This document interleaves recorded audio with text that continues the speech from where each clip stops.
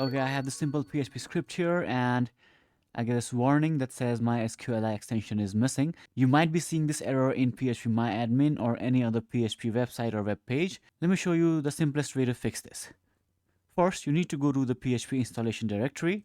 So if you are on XAMPP, just go to your C drive.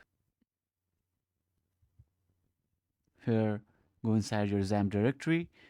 Now, if you have installed PHP without XAMPP, you might have your PHP installed here. Okay, so first just go to your PHP directory, whether you have installed it with XAMPP or installed it without XAMPP. And once you are inside your PHP directory, it will look the same like this, regardless of whether you have installed it with XAMPP or without XAMPP.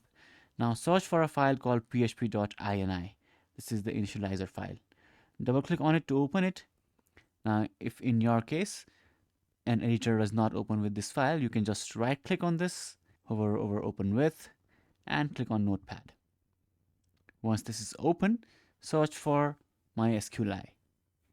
Press Ctrl F to open the search bar, type MySQL, hit enter, and you will see extension MySQL like this, or it might be in a list of extensions here. In any of these two, you just need to remove this semicolon in the front, either in this first one or in the second one here. So you just need to have one of these lines uncommented. So this semicolon is a comment. Just remove this, press Ctrl S to save it. Now close it. Okay, and if you are running PHP using XAMPP, just open XAMPP, stop your Apache server and start it again. And if you are using PHP without XAMPP, just restart your PHP server.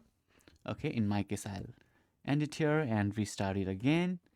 And now let's reload this page.